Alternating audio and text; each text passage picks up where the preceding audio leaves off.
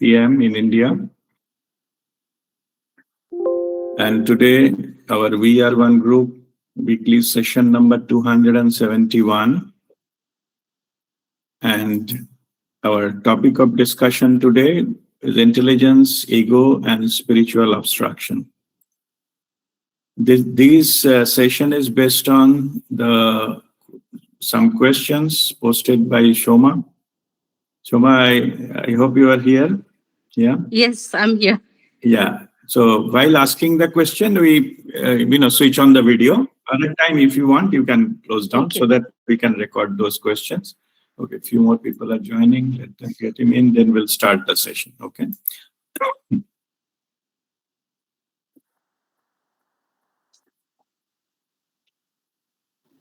Pranam Guruji.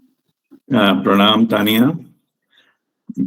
All right. So let us start our today's session. There is quite some questions, so we'll not spend time in introduction or something. We'll go directly into the question. In the process, we'll discuss, and if some associated issues are there, I will explain it that time.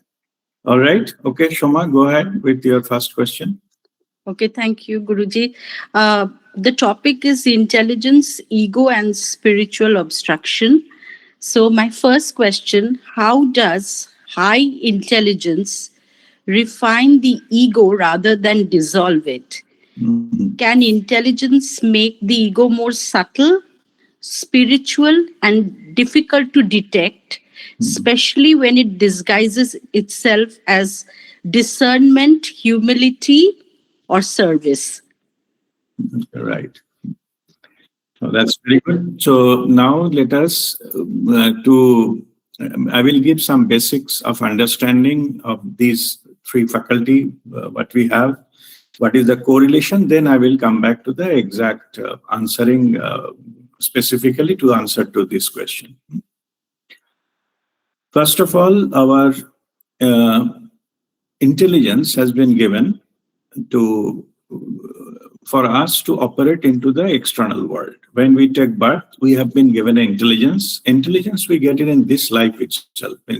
Means we don't carry over some past lives intelligence and all those things. So before we take birth, we decide how much intelligence we need for our particular role, what we are planned in the next life. And then we have been given physical body, and the intellect is the technology, you can say, and then the operating system is mind. So mind, body, and intellect, these three packages are given as a divine gift to operate in the external world. And also we have a free will contract with the divine, with the creator. So these three faculty it is part of our free will, so that we can take whatever action, whatever experience we need, and we operate into the external world. That is the purpose of that. Spirituality is our connection with our own soul consciousness. That is spirituality. It will not automatically happen. Out of our free will, we have to choose when and how much we need to connect with our own soul. And that is the time divine sends one guide or guru and all. They show the technique how to do it. Again, after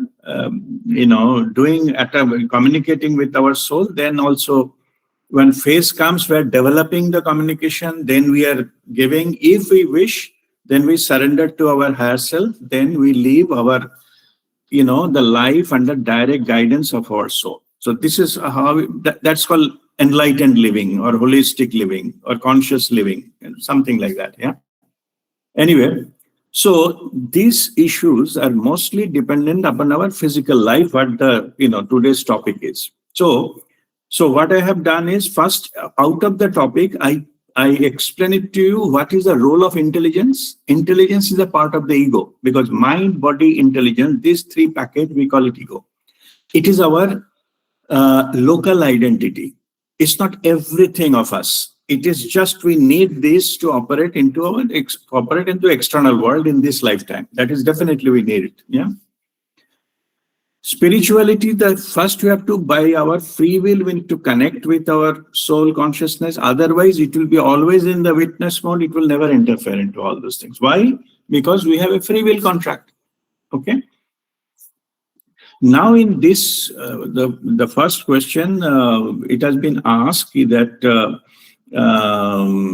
why the ego is not, very much, willing to align, or the who are very highly intellect, very high level of IQ, why they are not automatically become spiritually more elevated person, because they're quite intelligent and all those things. So if that is the question, then we have to understand that those are not meant for the same purposes. Intellect is needed for our operating in the external world, to learn something, learn from others. Whereas the spirituality is learned from within, from our higher self, not from external world. External world we operate only, experience only, but we don't learn from here. Means knowledge comes through the knowingness, not by reading. But anyway, so this intelligence, there is a measure called IQ, intelligent quotient. And this particular thing, this, as it is one of the faculty of the ego, so ego controls this intellect. And that's why our intelligence is become a direct reflection of our ego. Whereas in the spirituality, we need to go beyond mind. Means we need to basically drop the baggage, drop all these faculties, and then we'll be able to connect. In that case, these faculties become obstruction. They don't allow us to go higher, and that's why the conflict comes. Ego does not want somebody to get enlightened or to be spiritual, because in the process, ego has to die. Ego, we call it ego annihilation. Unless until ego is completely dissolved, your full-fledged connection is not possible to establish. It is like an anchor. Unless until all anchors are removed, ship cannot sail further. It will be there only, moving in the same area where it is anchored. Same here. So let me just go back there. So there, parameter-wise, there is some IQ, which is just measure of the intellect. Some people are very, very intelligent, very, very knowledgeable external knowledge. And then there is another factor there in between. I need to mention that before going to spiritual, that is called our emotional quotient, EQ. Many, many cases we have seen that somebody is very highly intellectual, but they don't have very low into the emotional quotient. Means they may be a great scientist, but cannot work in a group, cannot operate in a family, cannot operate freely in the society, or thing like that. They get a lot of challenges. So basically thing is that their IQ is very strong, but emotional is not that strong. It needs something else. Knowing a topic is one thing, and getting the job done through a group or team is completely different thing. We need EQ there. We need empathy. We need many other things.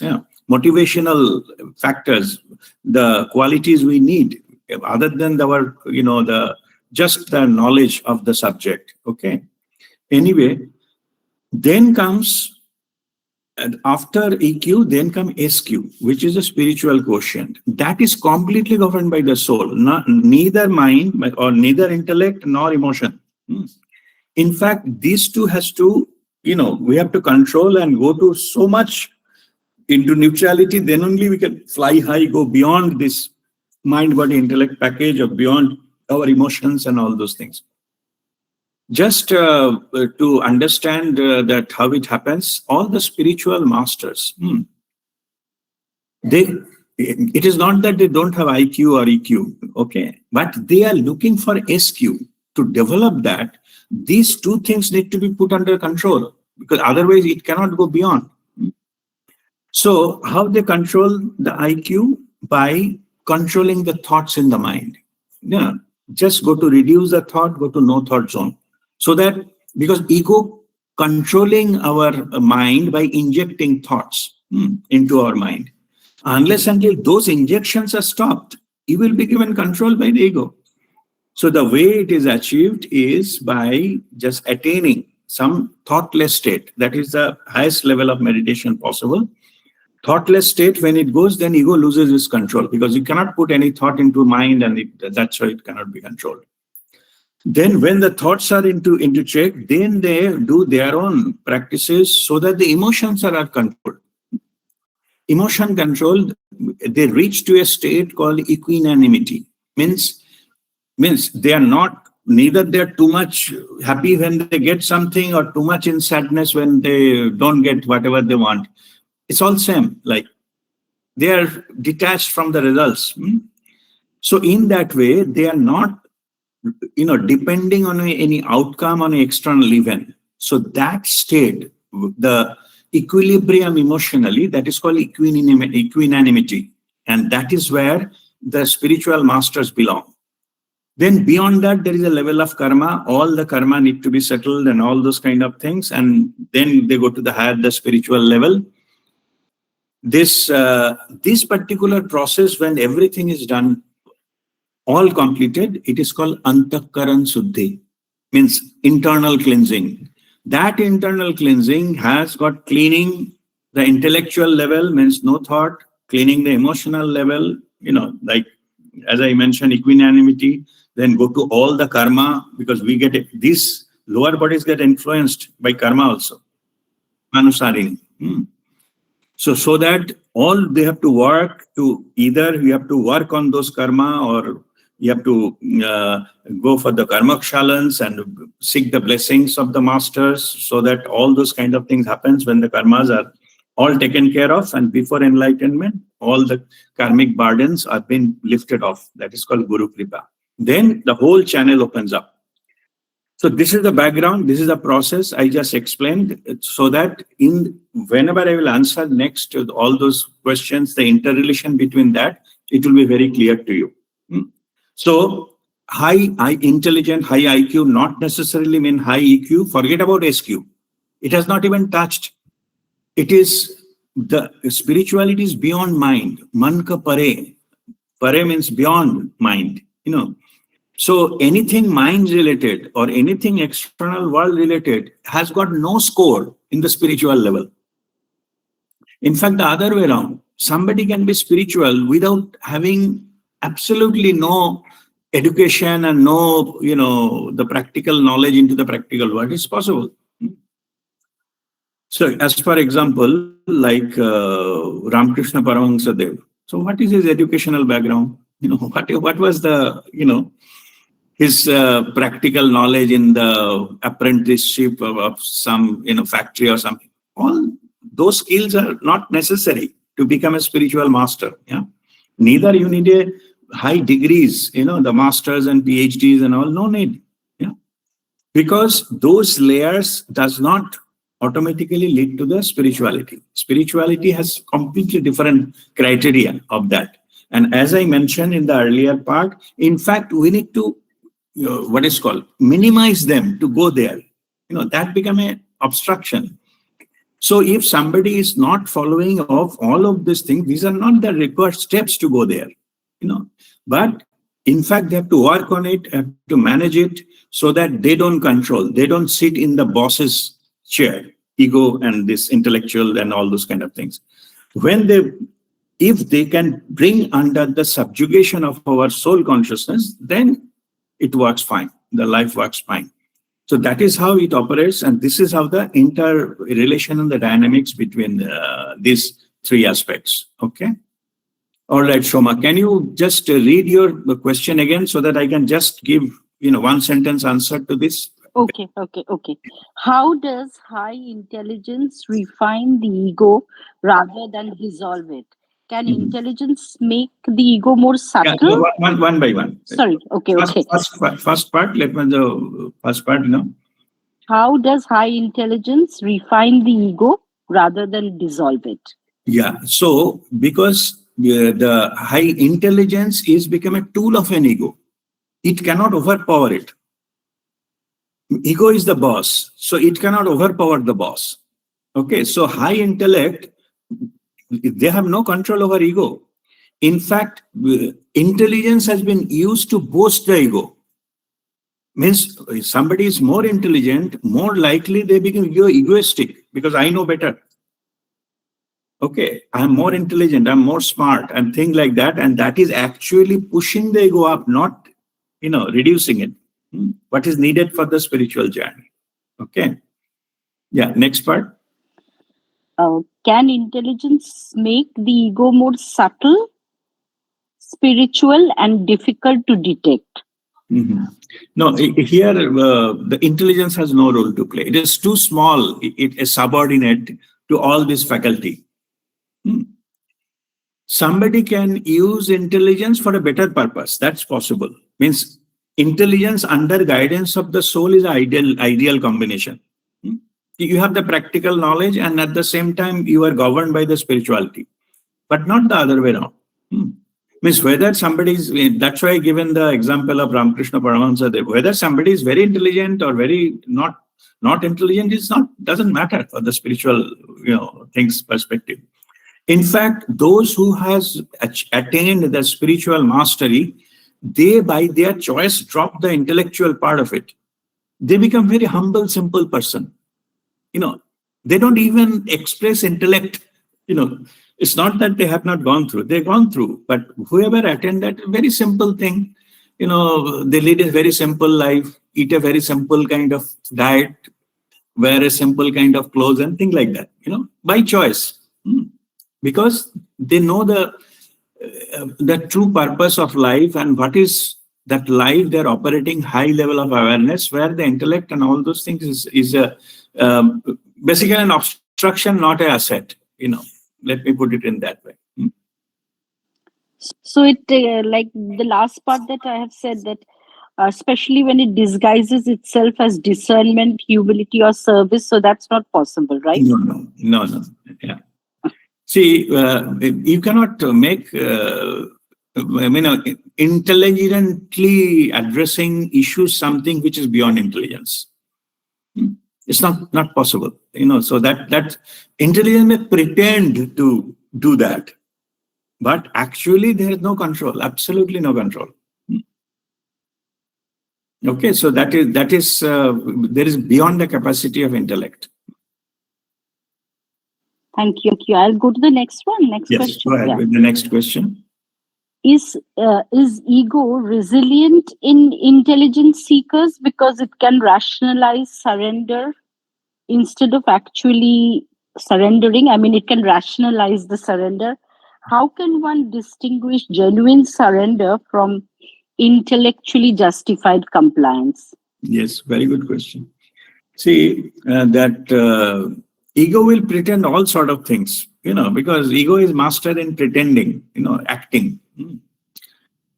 So, ego can play any role and whatsoever, but the thing is, when somebody truly attend to the, see the truth is so powerful, and so joyful, so blissful, then whoever has attained that, they don't consider using ego at all, even though they can. That faculty is available. So it is, but on the other way around, ego can pretend to be like that, but it cannot be, doing like that. That level, it is beyond its capacity. It cannot hold that kind of level of energy and that kind of level of truth. So in that case, ego may try to imitate something, but the truth is the other side. Means you will pretend to somebody else. Everybody has their own instrument of truth built in, by the divine, by birth. If somebody is so-called faking or, lying or whatever, it's not genuine, people can feel that. Two-person talking maybe on the same topic, the person who is connected, means who is talking, it's called talking from heart. They feel that. Whoever has read 10 books and just repeating those kind of things, they can also feel that. They're saying that maybe the same topic, but that person, it doesn't appeal to the other persons, whereas somebody who may not be, talking very decoratively, but their appeal is much more. This difference is actually, one is soulful.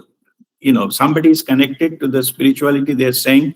Other one is just trying to copy it, copy cannot make, end of the day, copy cannot exceed the truth and actuals. It's not possible. Means no matter how you glorify the darkness, darkness can never be light. Okay, so that we need to understand. And all of us, we can feel that.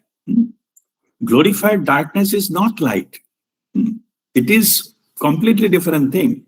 Darkness can try many ways to be light and all those things. Let it be. But also it said that the crows, no matter how many peacock feather it touches, it become crow only, and people can find it out. It's not truly a peacock. It's a crow. Same thing here. Okay, it's not possible. Even if they can fool some people, maybe more, stupid people they can fool. That's okay. Yeah, but the truth will get revealed, and it is not possible to be successful in that endeavor. They will ultimately get caught, and then it brings its own results. But it is not possible. Thank Okay. you. But can it fool the person themselves? Like, may not fool the others, but the person's ego might. You are saying whether himself or herself? Yeah. Yes, possible. That's a very good thing. Let me do it. But I call it self-conning. You lie so much, at one point of time, you started believing in those lies. In that time, you truly convinced that this is the truth. Suppose you convince yourself that the grasses are red. Yeah. This lie you repeated too many times, then you actually, when you say you also consider the grasses are red.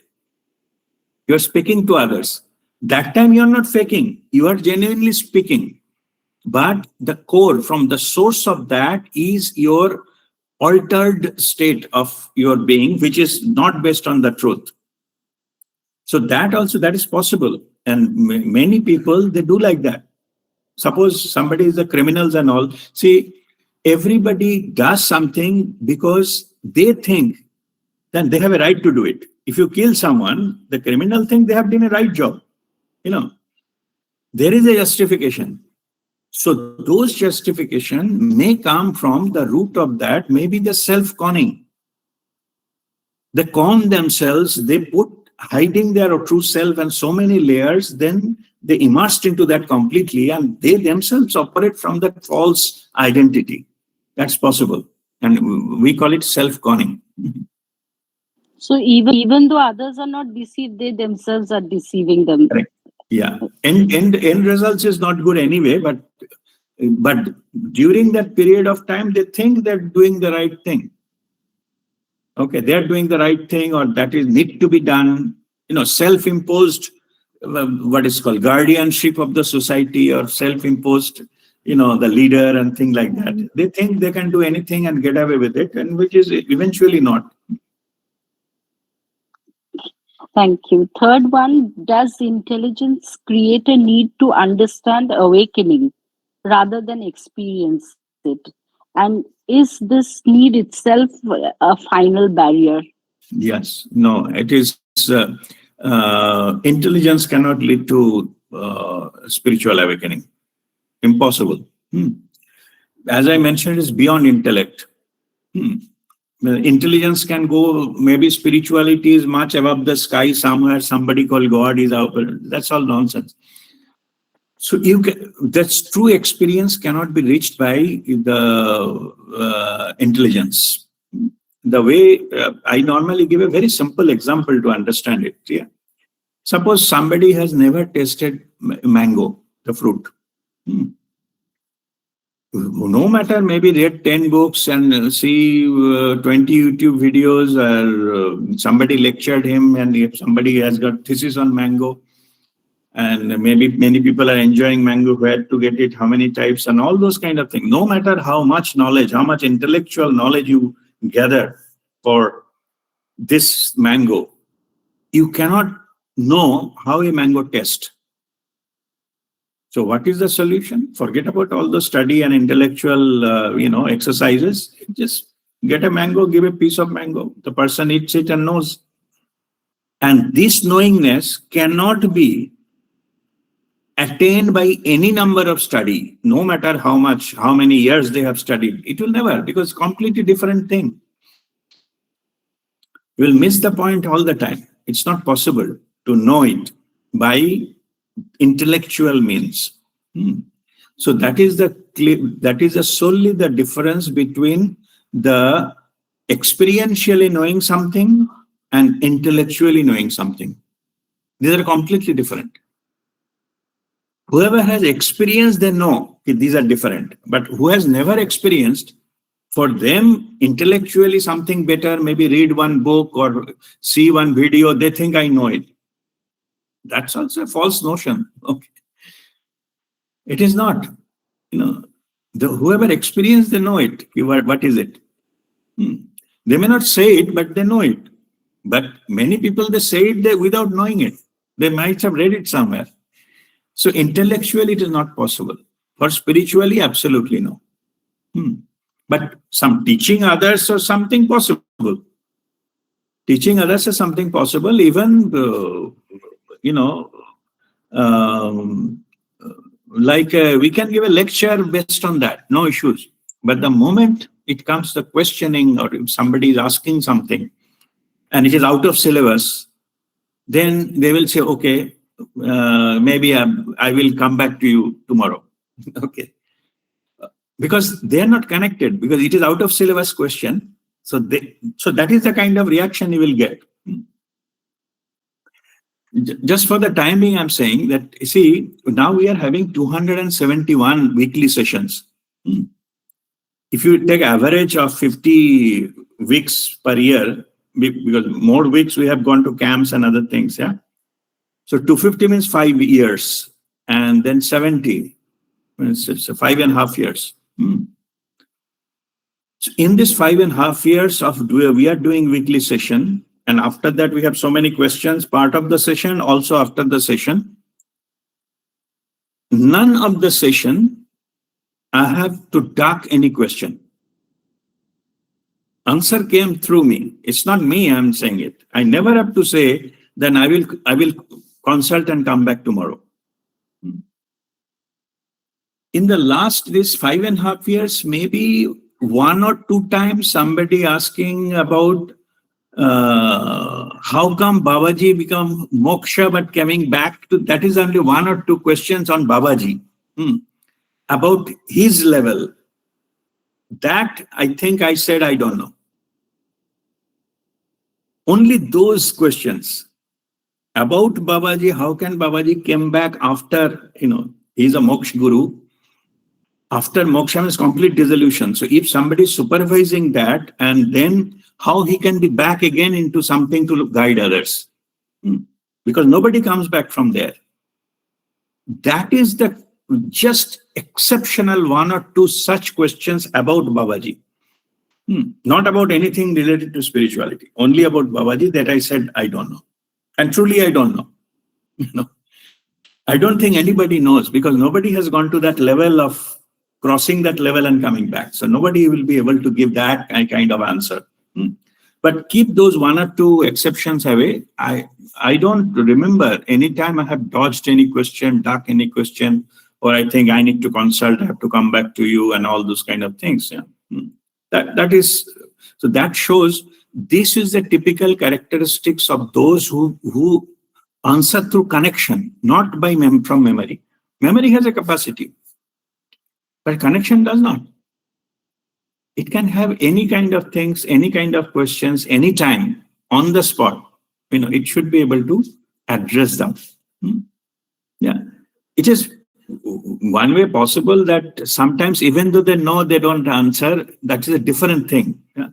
As for example, if somebody asks me when I will die, means that person asking when he or she will die, I will not answer that, even if I know.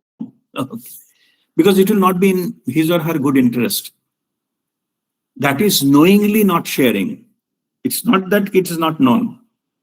Okay, so those kind of sensitive issues, other than that, I don't think there is anything to be considered, and that makes this kind of issues makes very visible to the people who are listening, even though they don't know why some people looks like something wrong there and something looks like, oh no, there is some truth in it.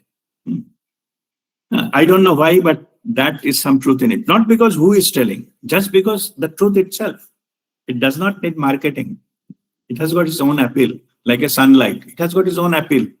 The one needs to marketing for sunlight, please take sunlight for some time. Okay. All right, go ahead with your next question.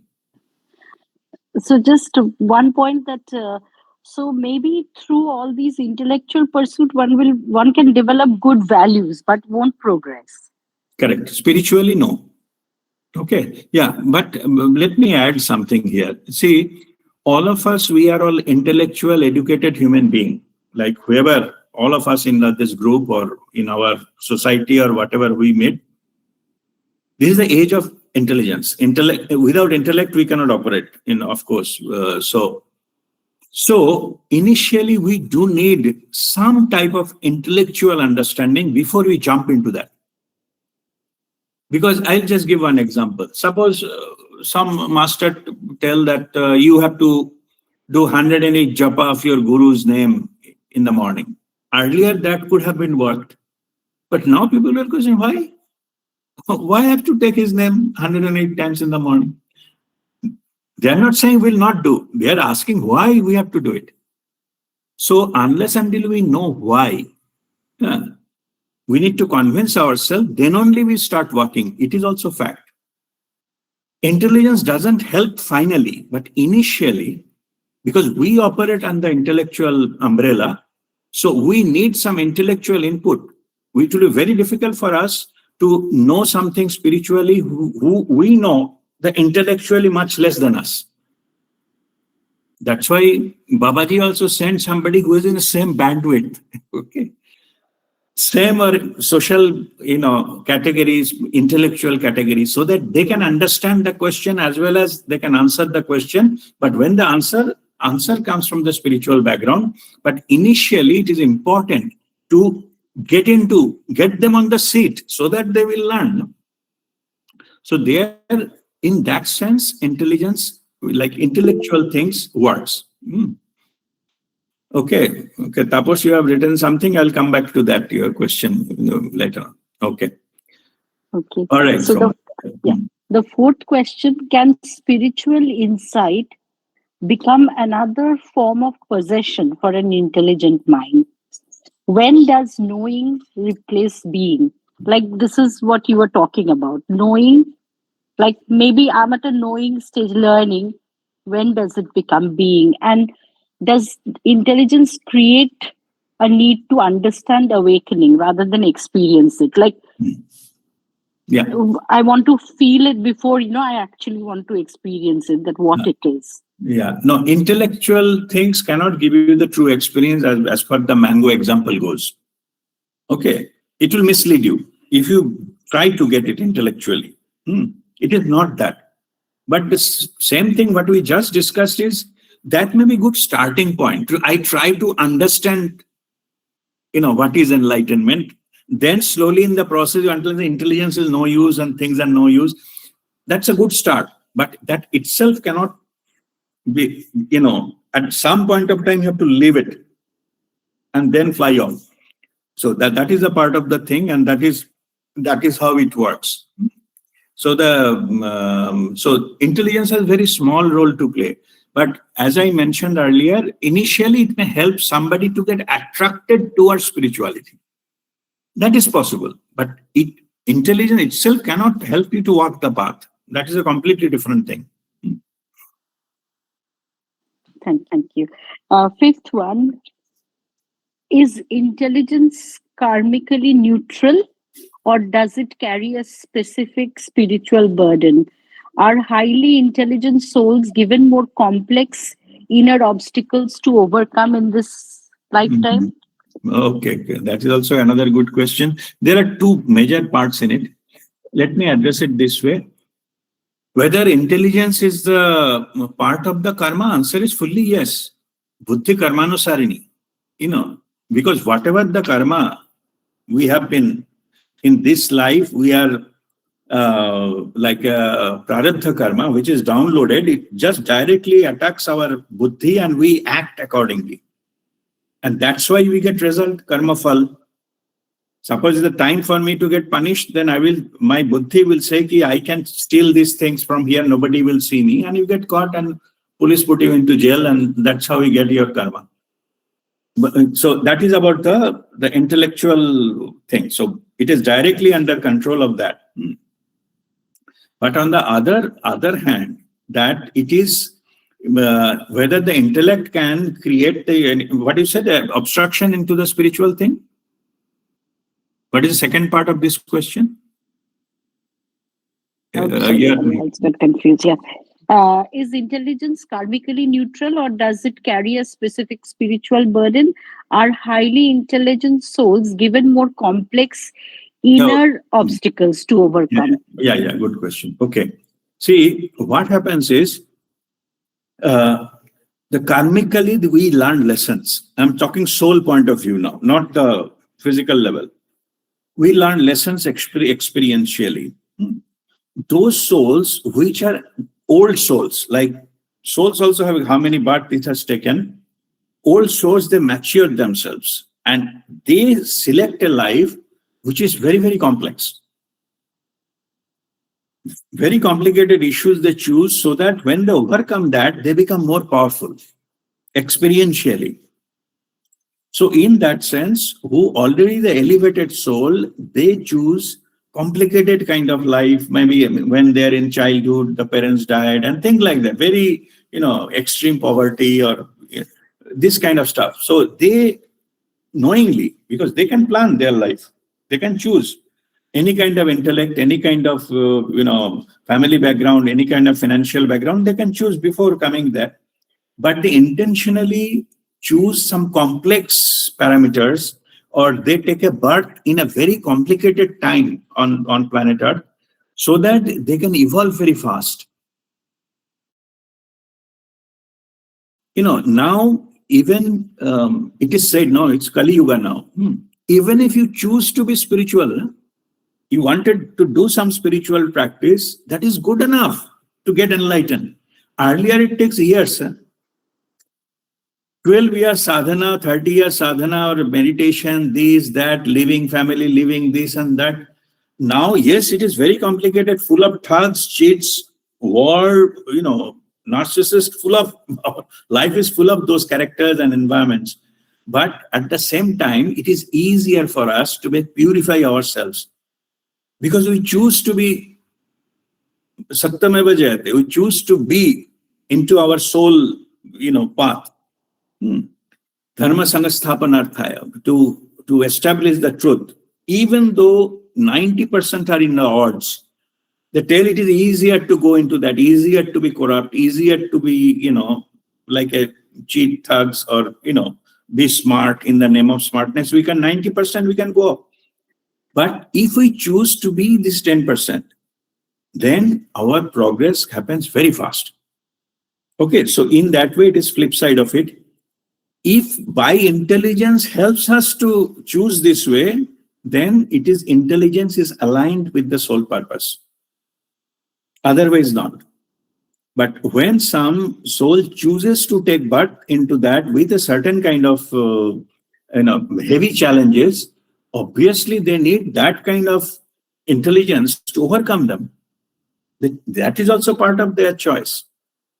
Amar Jyotiji says that no matter what is the problem you face in your life, it is certain that the power to overcome them is already built into you. Otherwise, that problem will not come to you. Otherwise, everybody will face challenges and die. They become failure. Those are challenges are coming only to open up that hidden power, what you already have, and find the way out. And that is the challenge. And yes, more spiritual, people, they get more complex challenges. In you see in the history of that, say Lord Rama, look at his life, personal life. So much struggle. He was a king, but he could not get the kingdom, and live in the forest and somebody stolen his wife, and then all this kind of hardships, yeah. And also, what is that? Lord Krishna, personal life is not very good. Whatever stories we heard about, Bansuri Bajake and dancing around gopis and all, those are only up to his teenage. Vrindavan, he was only up to 16 years. All those, those are teenage, what is called prankster thing, attitude. But when he left that place, then after that, it is full of things. So many war fought and all those things. End of the day, before he, at the end of his life, in front of his eyes, his whole, what is called, the generation is wiped off. Jadubangs, all of them killed by fighting with each other. Then he has to face all those kind of things. Yeah. Anyway, so it is not easy. It is not that they took very tough things into the issues their life to address them, and all. In that process, they got, they attain certain level where nothing can touch them. But while on earth, they are like any other people. They have to, if somebody's that they can see his, one of his children has died in the war and all. It's terrible. It's you cannot do that anyway.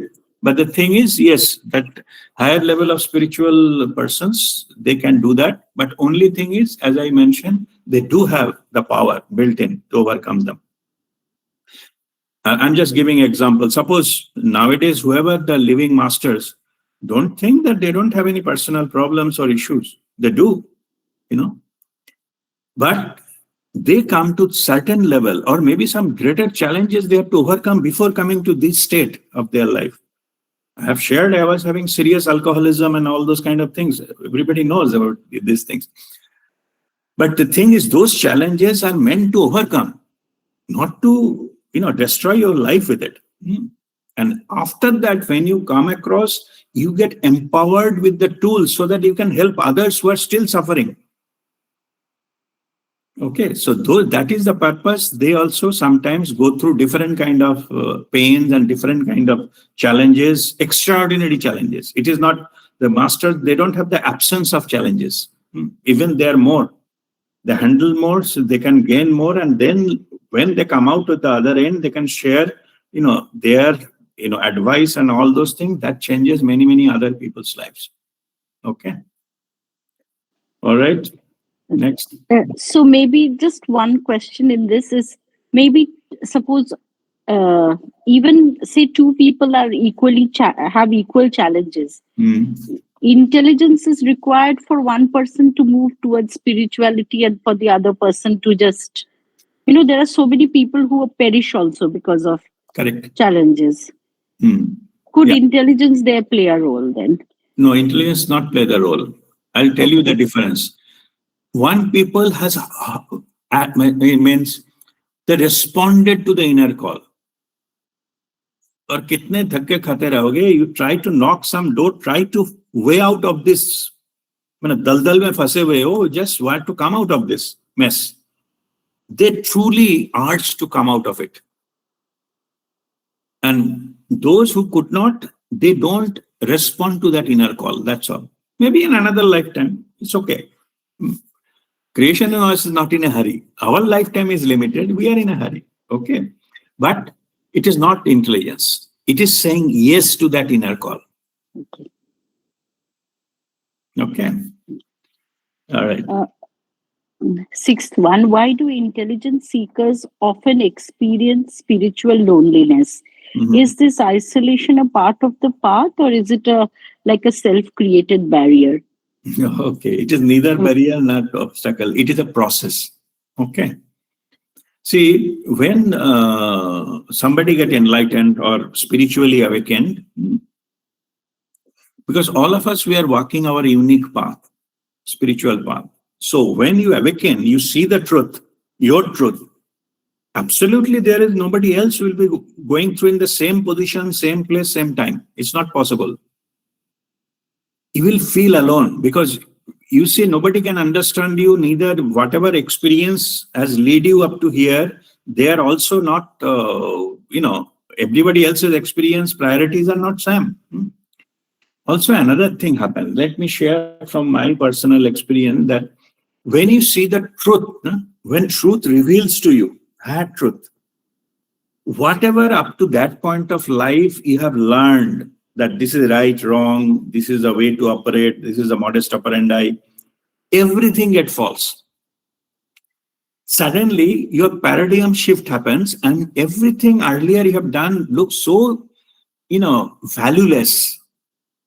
And I'll not say useless. Their purpose is to bring you up to this point, but it is completely different thing. Parameters and thing, the way you lead your life, where you've given the priority and all. So first thing what happens is you withdraw your attention from the external world and you try to assimilate the higher truth within you. And in spiritual language, that is called silence period. This silence period, in my case, it has happened from December 2013 up to December 2010 up to December 2013. Then Babaji appeared. He said, "Your silence period is over. Now you go and share your experience and teach people householder spirituality." Then permission came. Before those 3 years, I was going through. I was not interested in any kind of gossip, any kind of social gathering or these things. Completely alone. This. So that there is a difference between. I mean, your question is why they choose to be alone. See, there is a difference between loneliness or aloneness. Loneliness it is not your choice. You wanted to meet people, but you are not getting anyone. That's the loneliness. You are feeling lonely, to whom I should talk to whom I should share this, that, and all. So it is, you wanted to be with other people, but those are not available, whatever be the reason. That is loneliness. But when the spiritual shift happens, then it is, you become, by choice, you enjoy aloneness. In fact, that time you are with your own soul consciousness. And that is the silence period is all about, to establish fully this newly developed system within you to your own soul. So, means loneliness called ekaki and aloneness called ekant. This is completely different thing. In both places, people themselves physically alone. Yeah, but loneliness, aloneness is different. So what I am saying now, this aloneness is a part of the spiritual process we need to go through. We need to understand or experience our path, our unique path. As I mentioned, there will be nobody else. Yes, there may be, you have the guru to take consult and guidance, but of course, guru cannot be there 24 hours with you. No? Time to time, it can be consulted. You have to walk your path alone only. So like that time what happens is our soul takes over, soul becomes the guide. Soul gives you the guidance moment by moment. So it is not a punishment. It is a process. That is the first thing what I said. It is a process, and actual spiritual journey, everybody has to go through this process. Time may vary. Normally it is years. Okay. Not days or weeks. It years. And as I mentioned, in my case, it was 3 years. When that particular time in my life, there is no social activity, nothing. Just maybe has to meditate and get something. That's all. Anyway, so the difference is clear. Answer your question.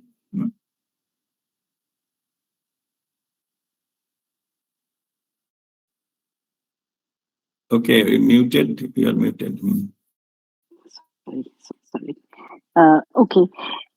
Next one is a little bit moving on from this. Can intelligence delay devotion?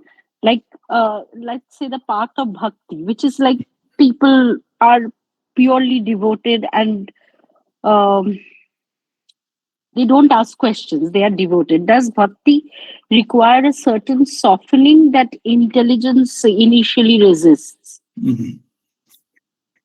No, it depends. Means how the intelligence is used, but in general, I should say they have no correlation. Bhakti does not need intelligence to prelude. Okay, means intelligence is not required to become a bhakti. And yes, sometimes intelligent think I am better off because that is the characteristic of ego. And bhakti बाद में देखी जाएगी. Means earlier I used to also think spirituality and all this kind of stuff. I will do it at the end of my life after retirement, where nothing else needs to be done. I will be useless in the practical world. Then I will think of some spiritual practices. That was my earlier concept. So what happened there is I used my intelligence to define spirituality, and that is not the truth. And my bhakti at a particular point of time when it is convenient to me is not bhakti at all. It is an intellectual gimmick. So we have to overcome those kind of things to go into the level of truly devotion. It should come from within. It cannot be defined by the time and conditions. If I achieve this much in life, then only I'll do that. And that's what I was thinking earlier, I will do after retirement. Or if I get this benefit from life, then only I can devote for somebody else's, think of betterment of somebody else, and all this kind of thing. These are all intellectual gimmicks. There is no correlation at all here. Okay. Okay.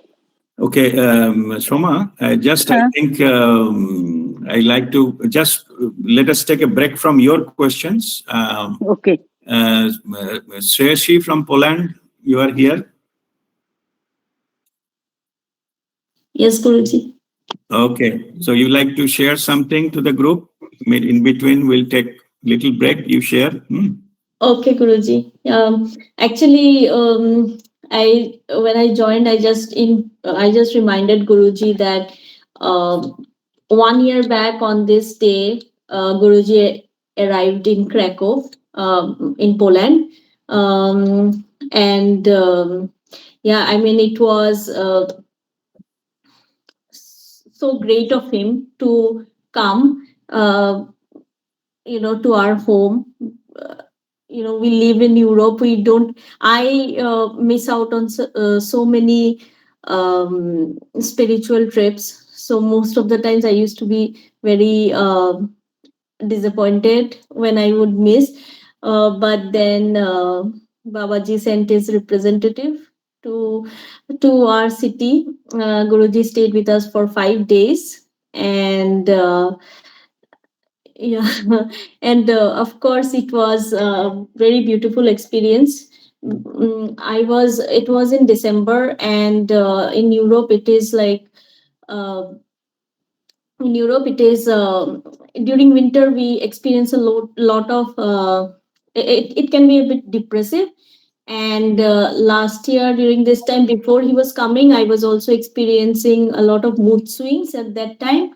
And I was thinking, how will I I was feeling those mood swings, and a little bit anxious and depressing, because primarily because of this winter. And also I was nervous, how will I host Guruji. And then when he came, he gave me a holy hug, and all of a sudden I started feeling like that feeling of depression and all of that started vanishing.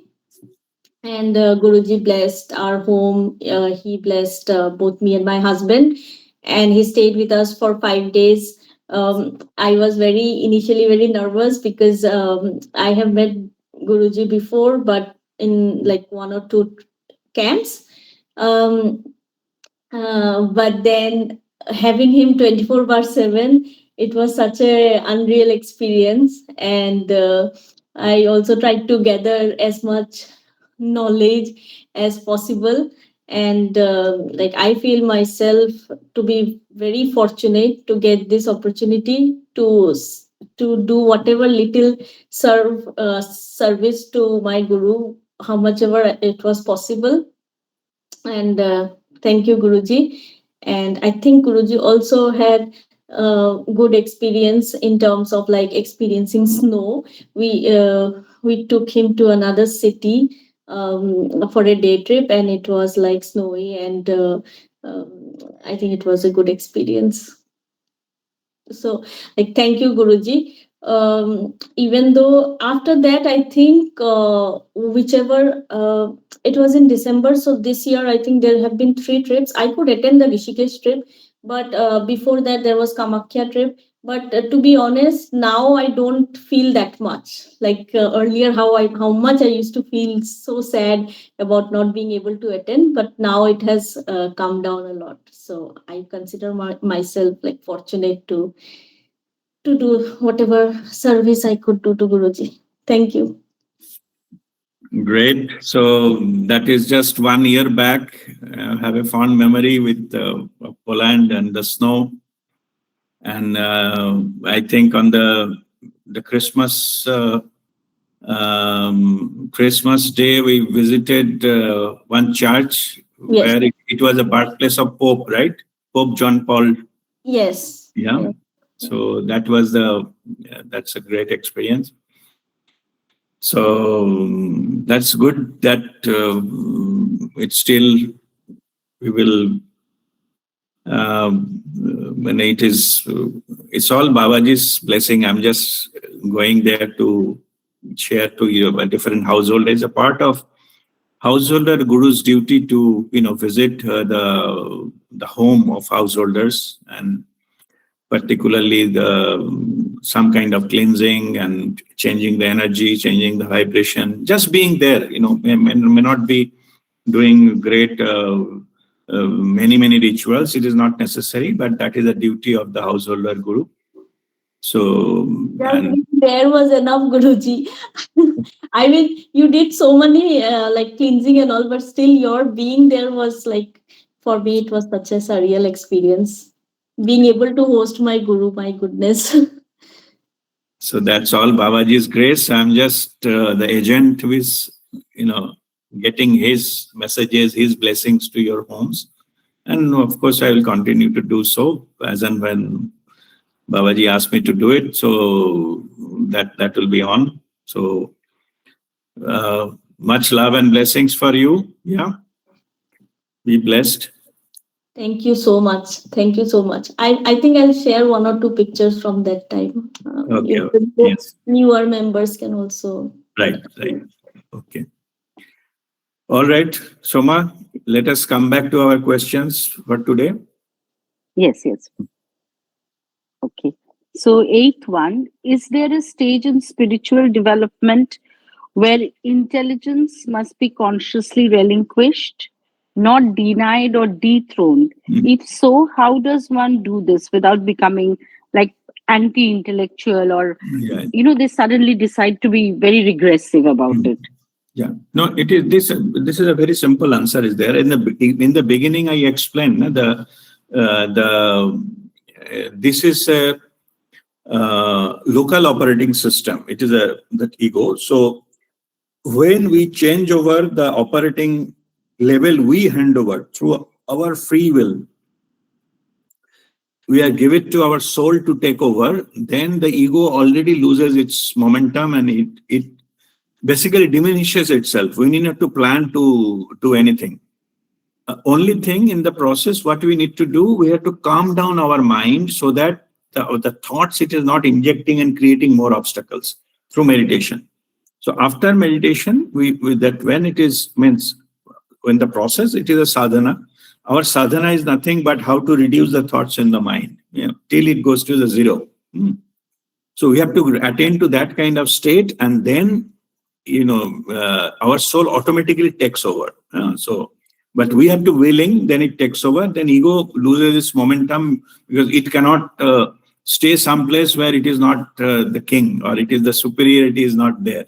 So it automatically goes off. So we need not to plan anything in that sense. It automatically drops off. Only thing, you have to be watchful initially so that it does not come back through any back door. It is called a wounded ego. Wounded ego sometimes create havoc in our practical lives, and particularly through our intellect. Even people wanted to go to that extent, they start fighting with their own guru and things like that. All guru, they know that, by the way. So those are called wounded tiger. They need to, saying it doesn't matter to guru, but, they themselves, suddenly becomes very like enigmatic and things like that. And they think that whatever guru does, there is some, ulterior motive behind it. And they have been unnecessarily and intentionally punished for something they don't deserve, and this kind of thing. That is a phase. When this phase comes, that is typically, we call it a backlash of ego. It is also said like a wounded tiger. Wounded tiger is more dangerous than the normal tiger.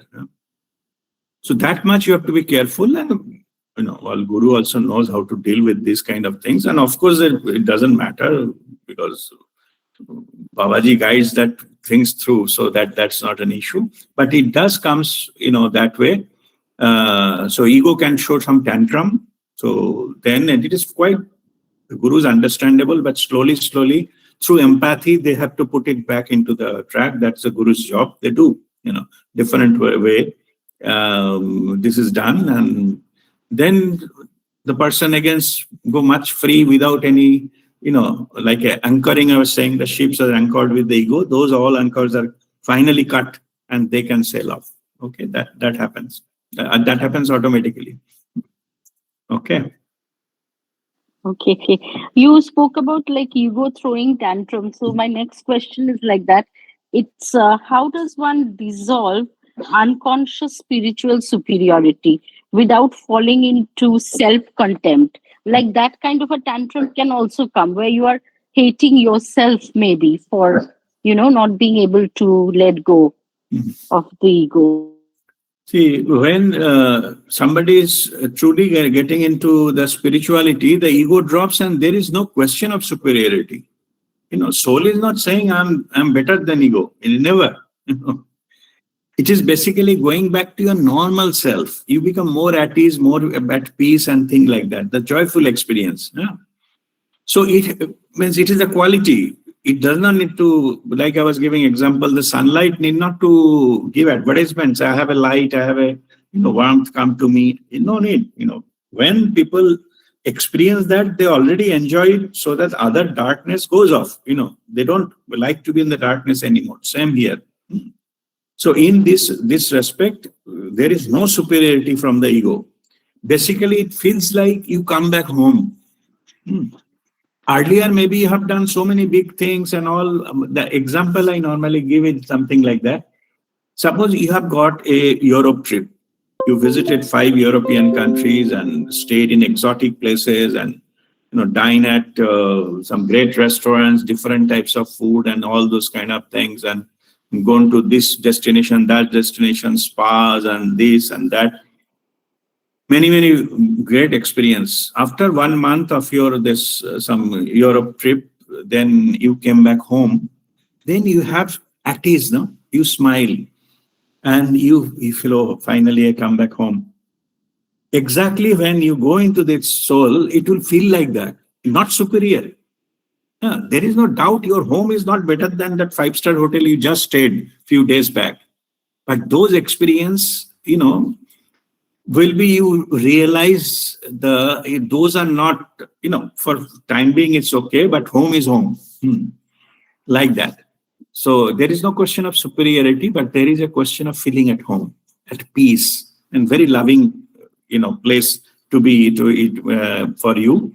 So you tend to be there, and that you realize, as you already experienced this home, you realize those are okay for temporary. Having fun is good, but life is not a fun all the time. So we cannot have all the fun. If we do, then fun element goes off anyway. It becomes a tremendous boredom. Whoever has tried that, they all realize that. I call it, if you just stay in a 5-star hotel and eat great foods and biryanis and whatnot, after 1 month, you surely get bored and you feel like running away from this and go to some, dhaba and take some tea and, some chapati and things. Definitely happen, if you stayed long enough. So same here. Yeah. So the internal thing, we aren't, we are looking for that comfort. We think that kind of exotic stuff will give us that pleasure, not pleasure, the joy. It didn't happen. So we got dismayed. Finally, we landed up to our home and then we get the things back. So same here. So there is no superiority, but you will, spirituality means you will come back home. So that kind of thing. It's joyful.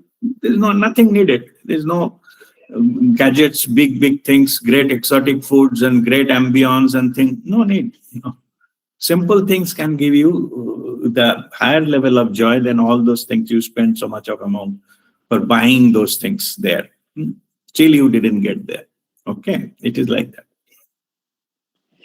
The next question, I mean, I know I have a little bit of the answer already, but I'll just read it. Why does intelligence often produce shame rather than confidence in spiritual context? Is this because truth demands innocence? No, not truth demand innocence is not the thing. Truth is truth. Means it is the way it is. So it does not demand anything. It cannot be, understood by that way and all. So let us put the truth part separate. Yeah. But here, regarding the shame and all those kind of things, see, because it is all about that we govern. I was earlier mentioning at one point of time that even the criminal think whatever they're doing that point of time, they're right. They have a right to do, or that is the best way to do at the given situations. So they have a justification for anyone.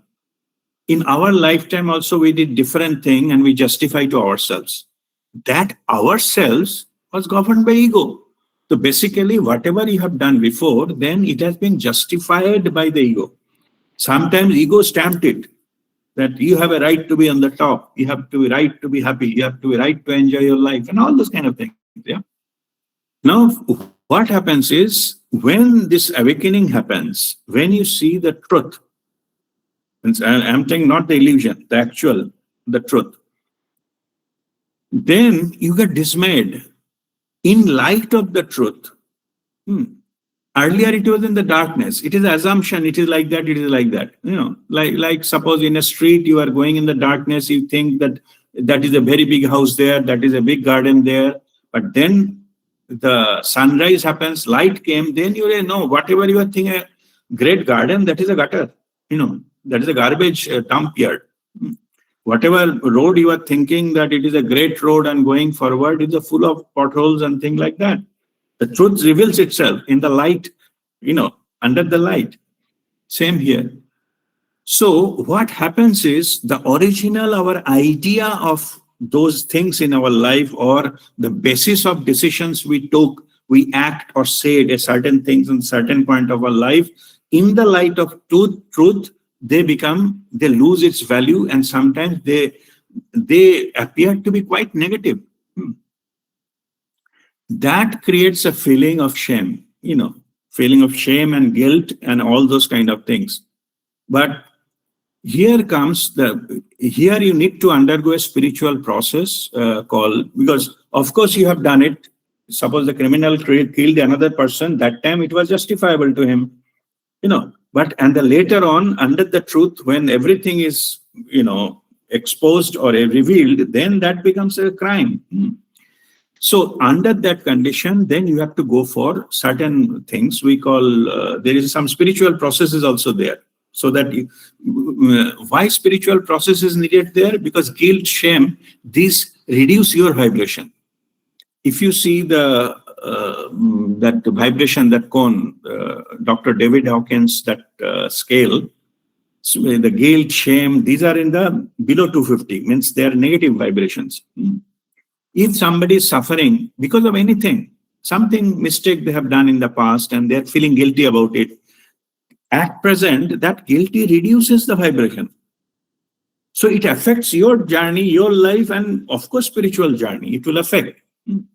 So now this is the time you have to get into consult with some master, spiritual guides or master. They can help you to come out of that. There are many processes out there.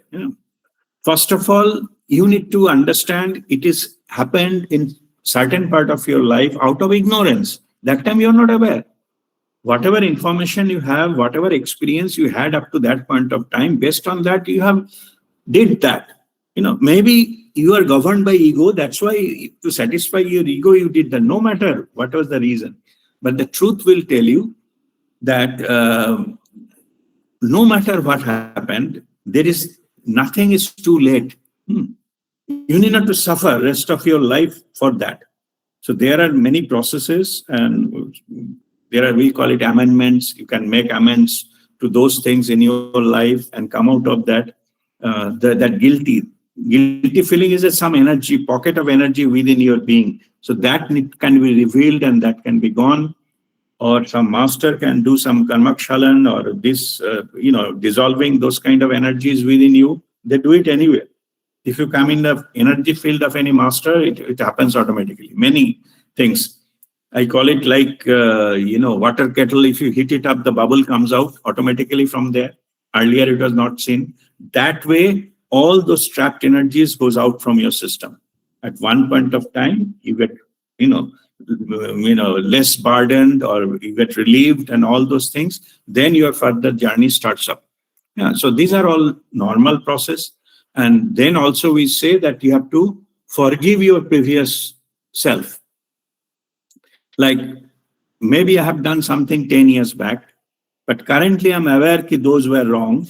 And that's what I'm feeling guilty right now. So first up to now, I have to undergo those process so that at present there is no guilty feeling.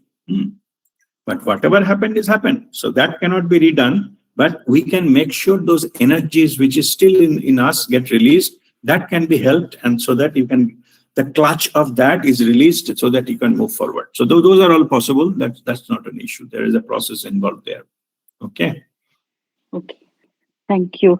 Next question. Can the feeling that intelligence is a curse be a sign that the soul is ready to move beyond the intellect? Or is it a spiritualized self-rejection? No. Intelligence it has got its purpose. Oh, okay. Intelligence has its own purpose. Suppose you decided at the soul level in this birth, you will be a great inventor. Suppose you wanted to be Albert Einstein. That's possible. Soul can decide that. Of course, you have to be equipped with that kind of intelligence. Yeah. So, how you use your intelligence, that becomes your free will. So if you use your intelligence in the proper manner, so that you invent many things, and that is good for the humanity. Spiritually, there may not be very, lucrative at that point of time, but it serves your life purpose. You use your intellect for helping people, inventing new things, new technologies, or new ways, or something like that, or you use in the creative abilities and the great painting and the poetry, with years to come, people enjoy and all those things. That way serve your purpose. So in that way, intelligence is not against the life itself. It is our free will that makes it complicated. If it is aligned with this life purpose, you get intelligence and you become a great scientist or a great actor or a great painter and all those things. You need intelligence. Yeah? So a very high level of intelligence. And but through intelligence, if you know how to go through intelligence, go beyond intelligence, then you touch that field of the spirituality.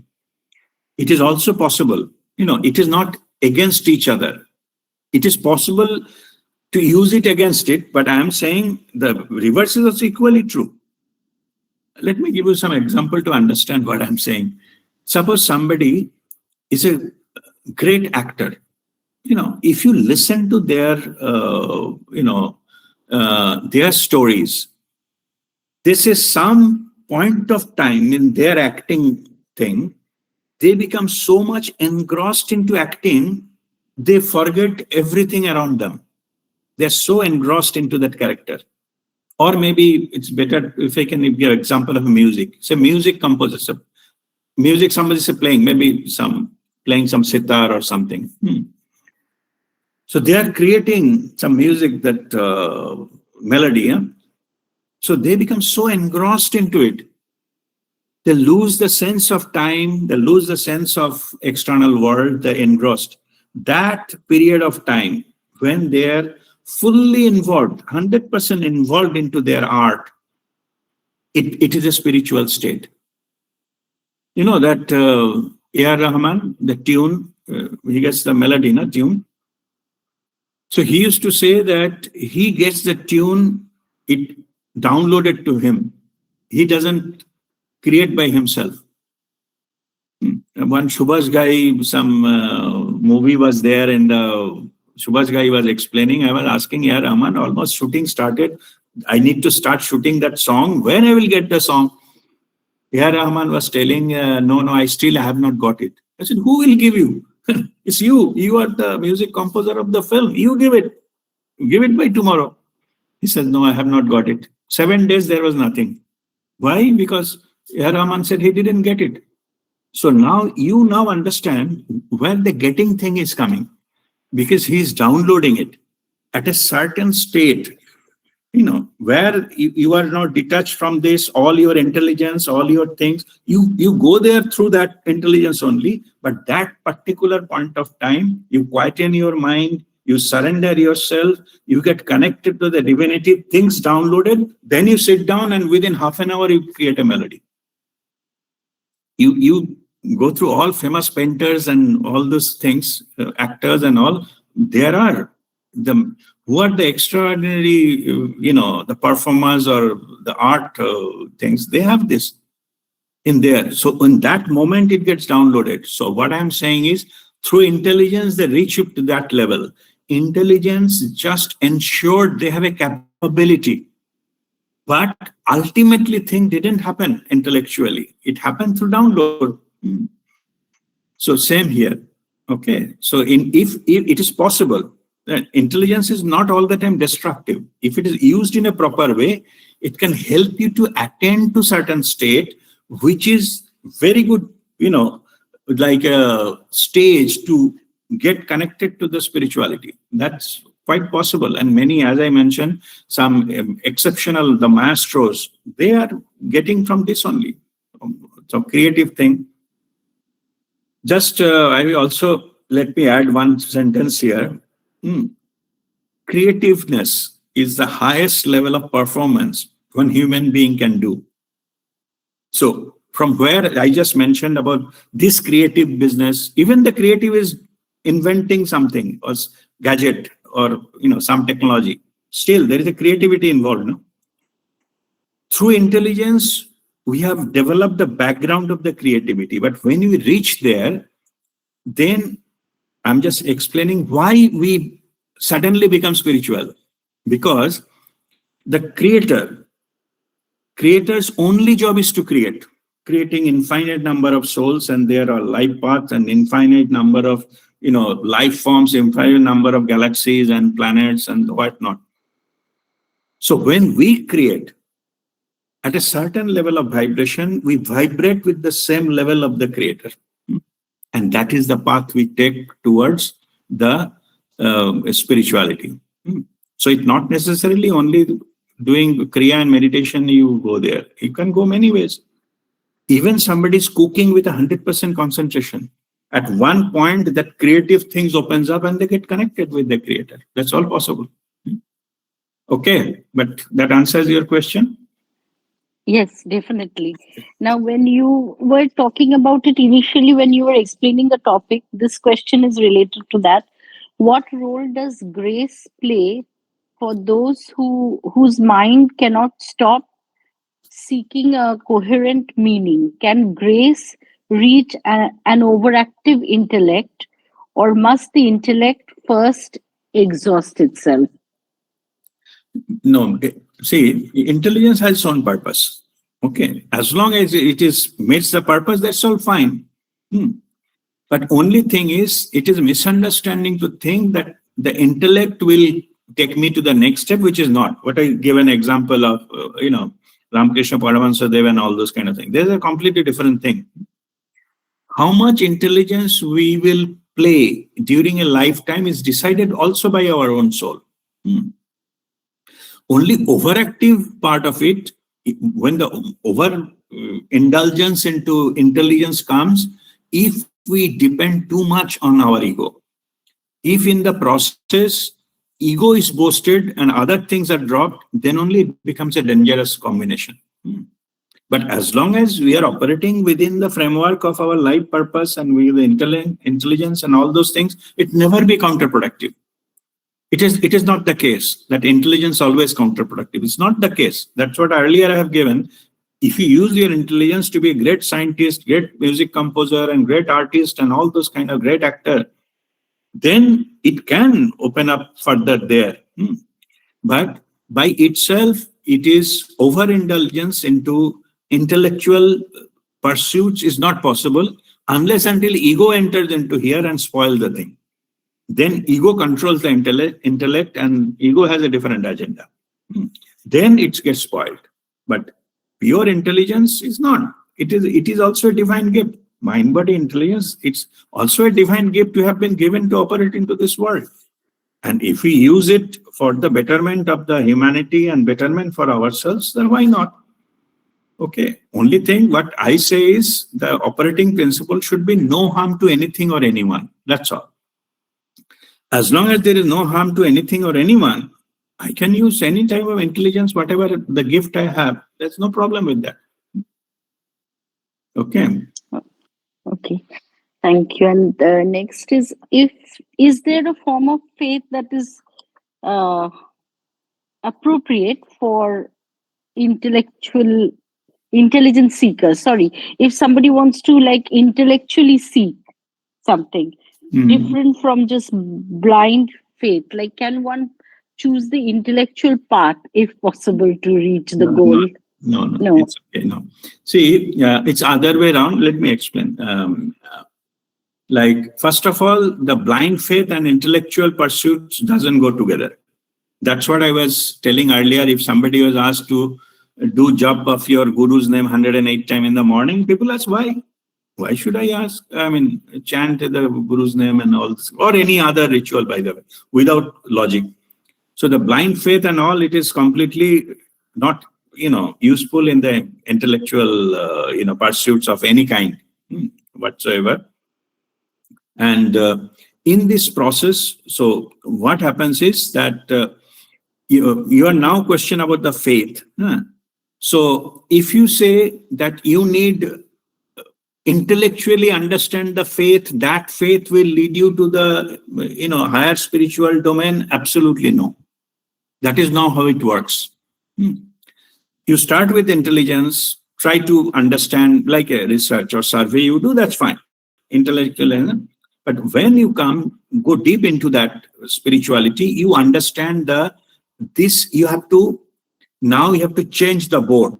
Means whatever journey you have made, you have to change to another board. Or maybe you have gone up to the airport, now you have to board the flight. If you still sit in the airport, you cannot take the flight. So no matter, there is nothing wrong with the airport, but you have to leave it. Oh, okay. So you sit in the flight, then flight takes over. Suppose this is your spiritual journey. So everything has a role to play. So only thing we need to understand, the airport's job is up to that point before boarding the flight. Not to stay there, no matter how great the airport is. It is a temporary stuff and it has done its purpose and you have to leave it there. Yeah, same here. Intelligence, you have to do it there. When you sit in the aircraft, then you have to have that kind of trust that it will take you to the destination. So faith comes later. Entering airport does not guarantee that. You doesn't need a faith to enter into airport, and same here. Before, entering to that spiritual domain, faith is a burden. Because faith is imposed. What I am saying, when you go without faith, first you intellectually come to that point, the airport point. Then you board the flight. Faith is useless. If you think that particular entering into airport and clearing security will take you some another city, no, that's your wrong faith. The faith has no role to play there. Now, after that, when you already boarded to the flight, that time you have to have faith. It actually automatically comes. So when we go into the spiritual path, then we, by free will, we surrender ourselves and we say that now, because this is the truth and it is my best interest, rather than I go and start talking to pilot and, oh, now you take left turn and right turn, and I may complicate my own journey. We have to trust that those pilots, they know their job and their duty, and it will take me to the destination. That part you need to hold it with your faith. If there is no faith there into that wall, your journey will not be complete. You will not be able to sit in the aircraft. If you were suspicious, if I may meet with some accident or something. There are many people, by the way, they never fly. Okay.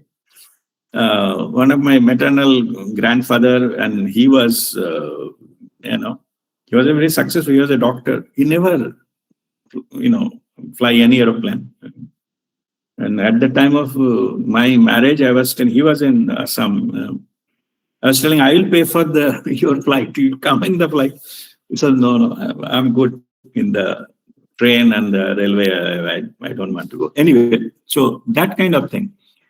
So once you are into that, then faith will help you further, but not before. After coming into the spirituality, then faith will be developed, through your experiences, not demanded by anyone or anything. Then you yourself, we will have the faith and yourself will surrender, because that time that no pilot knows better. It's not me who should interfere now. I should just keep quiet and enjoy the journey. Same with the spirituality.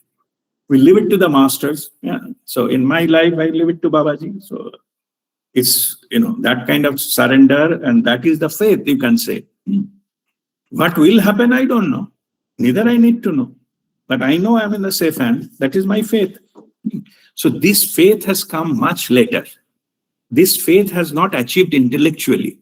In fact, when I left all the intellectual stuff, experience spirituality, then from within I realized this is the best strategy to go forward. Okay. So in that case, how does one learn to rest in the mystery of it? Like total surrender of it. How does one even go there?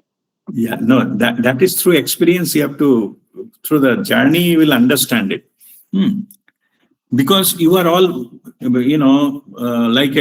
enjoy our life's journey. It is later on we realize, see, we have to get out of the business of achieving something and goal and all those kind of things. The journey itself, every moment there is a lesson, and you have to enjoy the ride with those lessons.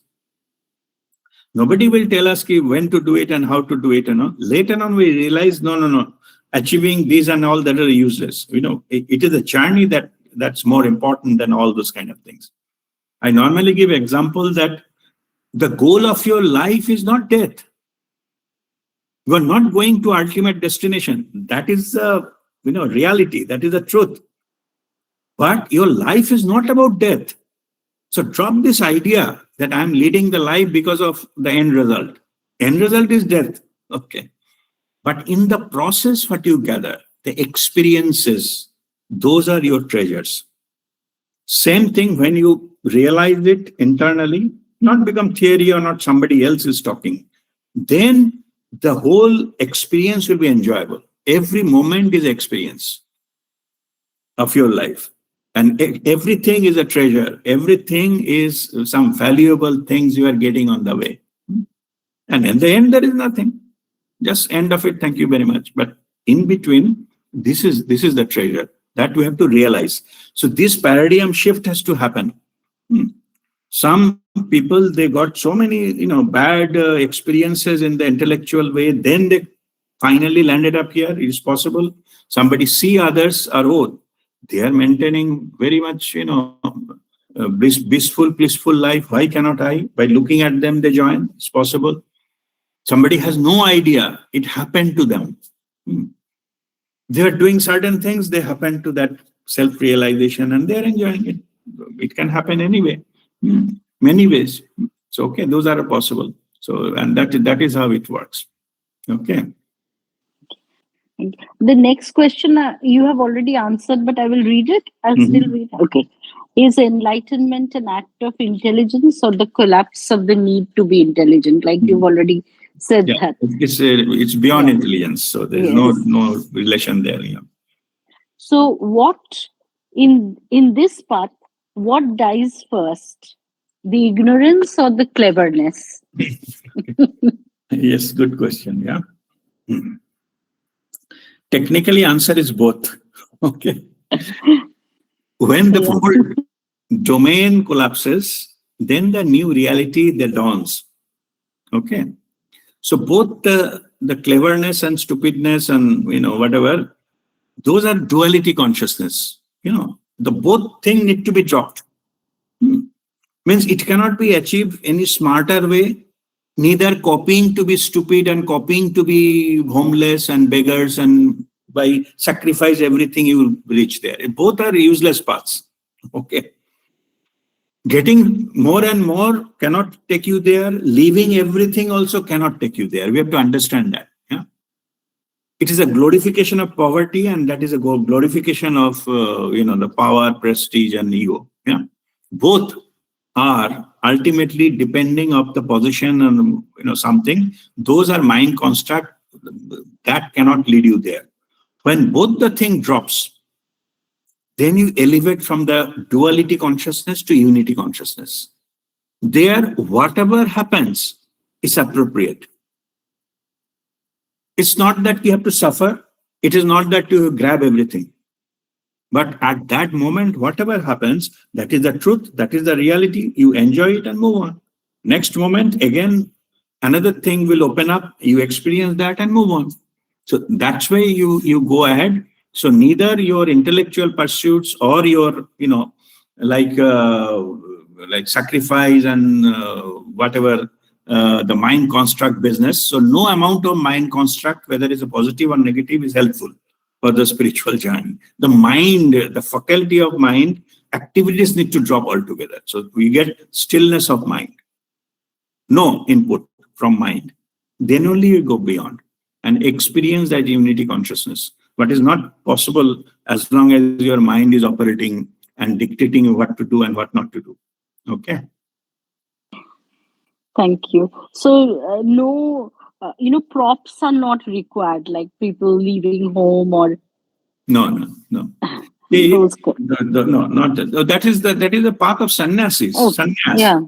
Yeah. So because what happens is earlier, whoever was spiritual people that talk spiritual stuff, they are all sannyasis last 200 years.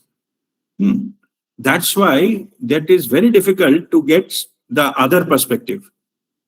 It is possible to get enlightened without going to the forest, without living to the family, without leaving all the comfort and all this. It's not that. We are now following householder spirituality. And first householder master is Lahari Mahashaya. From there, the thing started. You can still have a family, you can enjoy life, but still you can have. And earlier I mentioned one thing, I will repeat it here. In the midst of this family thing, because you have responsibilities, yeah, you have to earn money, you have to pay the bill and things like that. It is not, just by doing sannyasi and bhajan kirtan will not give you that. Yeah. All the responsibilities and going through all these so-called negativities and challenges in life, still, if you can just spare 1 hour in a day, it's good enough, and your acceleration will be much, much faster. It will be much slower if you leave everything, go to jungle and start meditating. It will take years. Okay. Still, you will not be able to pay for the cup of tea or, one-time food and things like that. Yeah. What you need. So, and that will definitely is not the good situation there. Okay, so to answer your question, no, they are not related to sannyas. No, spirituality is not equivalent to sannyas. The poverty is not equivalent to sannyas. The paying money is nothing to do with the spiritual or less spiritual. People think the spirituality should be free.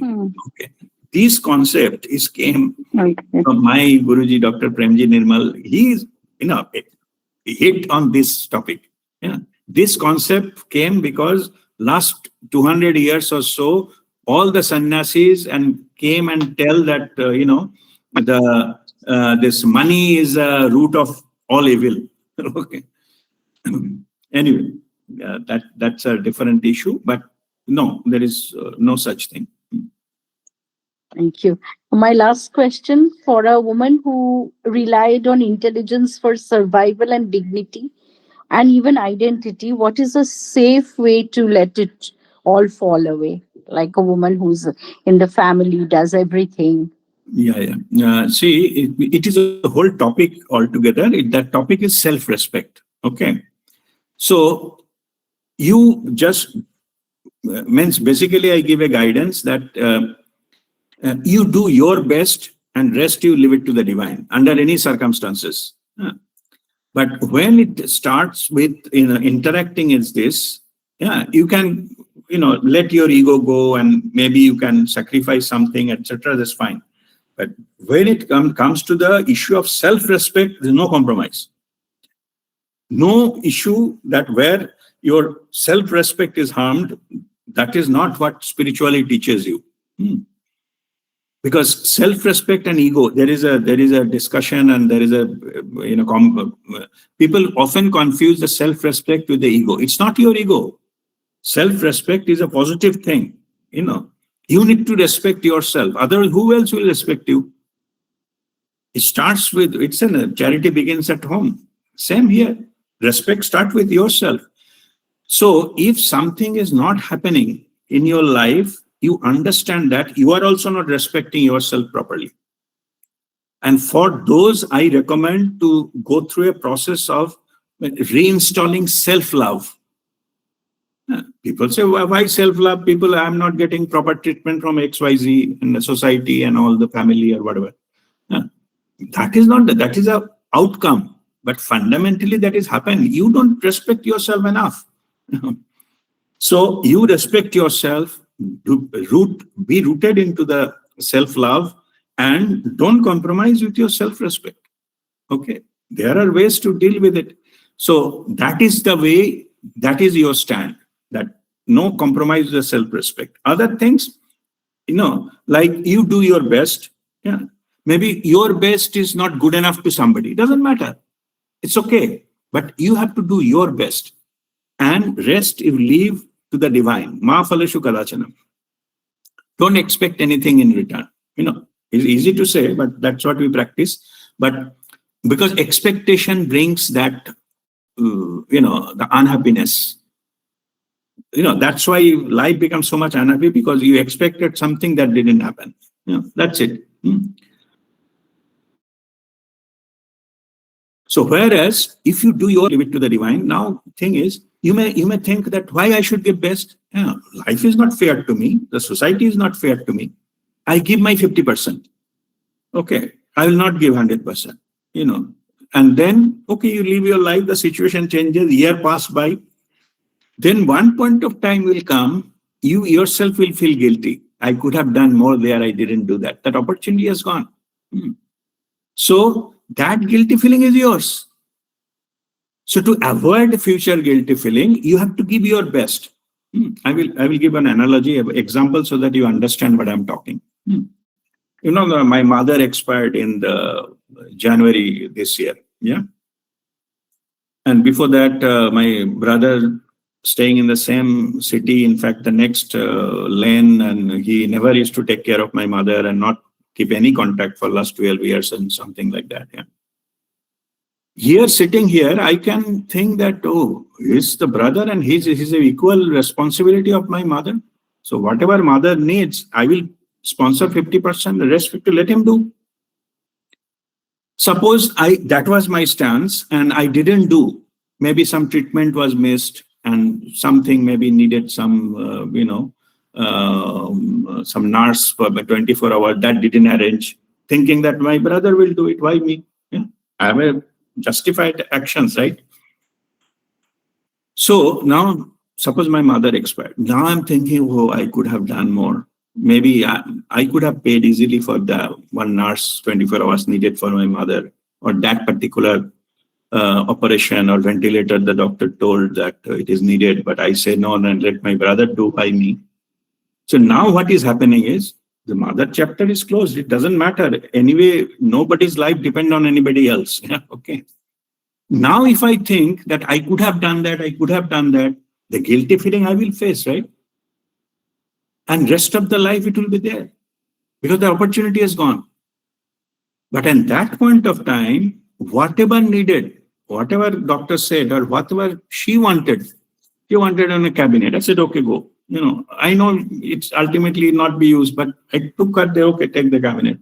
What do you want this, I said, this mobile phone, I cannot, this buttons are too small. I need a bigger button. Mobile phone, nothing. Those kind of mobile phone now, it is very difficult to get. I still find one and get it just to make her happy. Yeah. So anyway, now that chapter is closed, whatever happened and the medical nonsense, the chapter is closed. Now I am satisfied that I'm not feeling guilty that I could have done that. I could have listened to my mother. I could have arranged for that. And maybe she could have lived more and things like that. No, I know whatever best possible I did, truly did. Not for anybody. Not shifting my responsibility to somebody else. Like why my brother is not doing. Yeah, nothing. So I'm feeling content to myself. So what basically I'm saying, so you do your 100%, not because of anybody else, not because of what society will tell, not because whether it is your duty or not. It is only to satisfy you, to avoid any future regrets, which will feel guilty and which will bring your vibration down. But in the other case, if you truly did your 100%, that may not be enough. That may not be enough to even keep my mother alive for maybe another 1 month or so. That didn't happen that way. But I'm satisfied whatever has to be done at that particular point of time, I did. So I don't have any guilty feeling in this regard. And always it will remain with me like that. Because of that, I'm saying that you do your best, whatever possible. And then rest you leave it to the divine. So at least you will be liberated from this kind of possibility of any guilt and all anything in future. Okay, so that is the answer to that last question. Thank you. Yeah, that is very important that we do our best, right? What we are getting in return is not important. Right, your best and no compromise with your self-respect. Okay. There is another full session on that. You go through the old session. There is a link about that. Go through that. No compromise with self-respect. Compromising our own self-respect is not spirituality. Begging for something or glorifying poverty is not spirituality. Running away from money is not spirituality. You are following our goal, householder spirituality. Our goal is Aishwaryavan Muktata. Aishwaryavan. Wealth is there. It's not in absence of that. Okay, so that we have to be very clear in our things we do, and then whatever possible we do, and rest we leave it to the divine. That's it. Okay. Thank you so much, RPA. It was really wonderful. Thank you. Too many questions I asked, but no, that's all fine. It is better to ask and get clarified, and it is recorded in future also. It can be go through. Thank you very so much. that you can understand. Okay, God bless you. Taposh, you asked some question during this thing. I think. Can you ask now? Yeah. Actually, now this was the initial part of your session, and where we were talking about self-conning and self-deception. So my question was: self-conning, self-deception, is it acceptable to our ego? Because ego conning others may be acceptable to our ego, as it gives a feeling of winning, but the ego itself getting deceived. My ego. No. Okay, understood. And now let me put it this way. These issues, whatever I'm talking, self-conning, that is actually to boost the ego. Ego does not feel it is conned. Ego feel it is their right. Suppose cheating others, and grabbing somebody else's, hug to you, ego thinks I did a smart job. So for ego, it is not a conning. I'm saying in the measure in the reference of the truth, Mhm. it is, dropping, but not in the eyes of ego. So self-conning ego does not think it is ego. I mean, it is self-conning. Ego thinks it is a smartness. Okay. Okay. Mhm. It's slightly complicated because I was thinking that ego itself is not truthful to itself, something like that. Always it's like that. Ego is not truth. Ego does not follow the truth. Okay. Who says that ego is based on the truth? Mhm. Whole ego is a hawa, means it is just created stuff. Mhm. Okay. Based on some parameters, yeah. It happened to be true, it's a different issue. But ego, whole fundamental idea of ego is not based on the truth or spirituality. Yeah. Mhm. It's a mind construct. Okay. Mhm. Okay, that's why it is not based on the fundamental truth. Okay. Thank you, Radhika. Thank you. Okay, God bless you. Okay, I see a few other questions. Nirupam, go ahead. Yeah, I think little time late, but still I will ask this question. It's really relevant. So actually, now my question is that enlightenment has two wings, as we understand, the understanding and awareness. This understanding, I think, intelligence is whether it is really useful for understanding. I think that part I want to understand. Yeah, no, that's a good question. But that understanding is not intellectual understanding.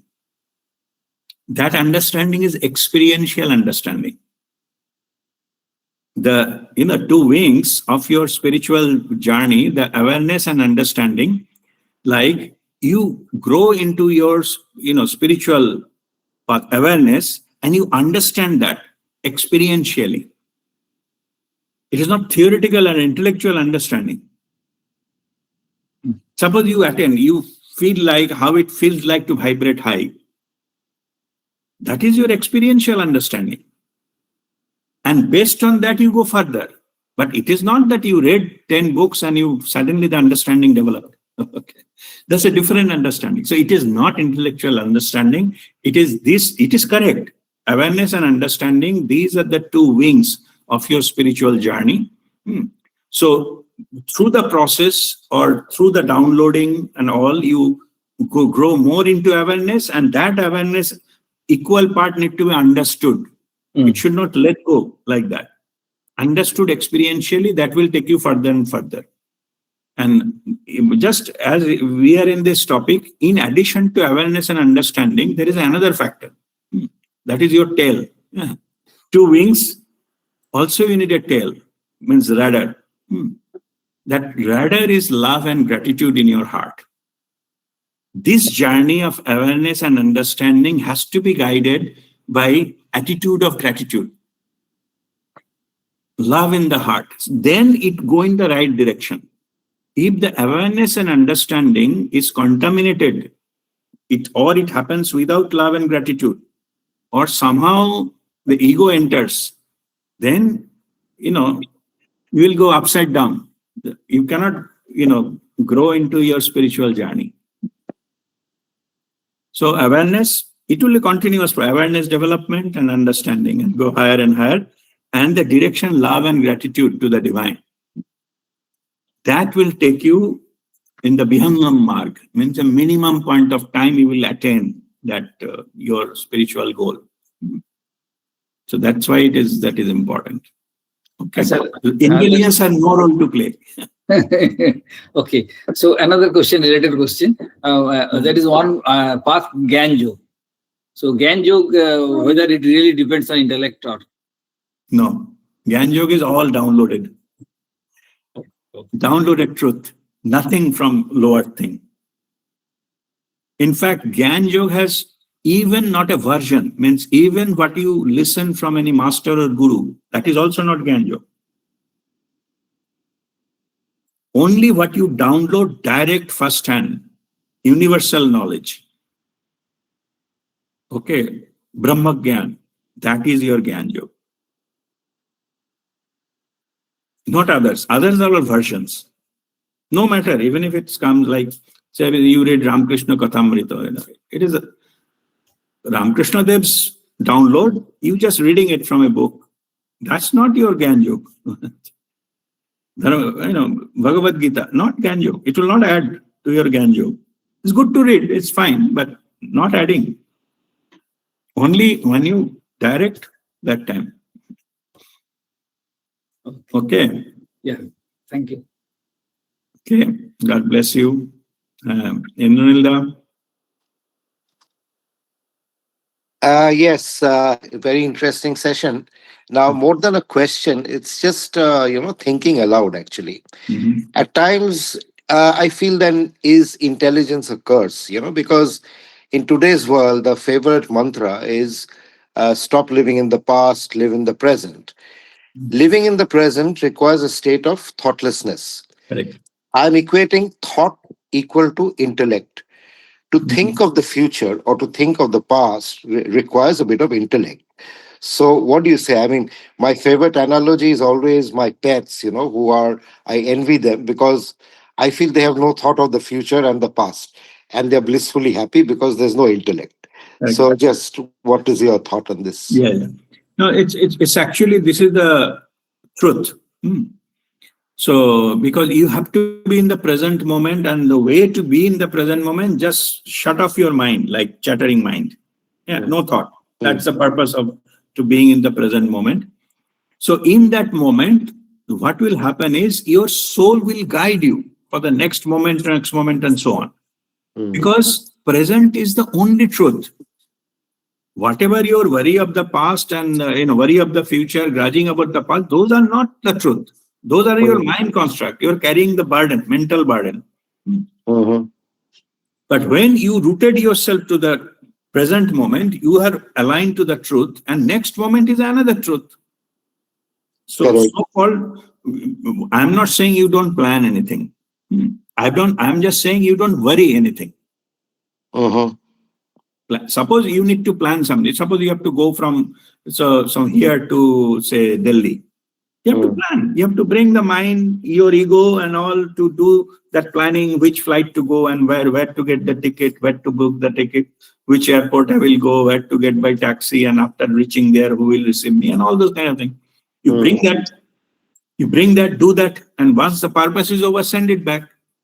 Correct. I'm not saying you run away from intellect. I'm saying use it appropriately. Question comes whether we wanted to use intelligence during our spiritual pursuit. It is completely useless. It is given the example like, driving a car and going to moon. No matter how good your car is, it is not instrument good enough to reach to the moon. You need to get into a rocket. Right. Nothing wrong with the car, but that is not good enough. So intelligence is not good enough for the spiritual journey. Same here.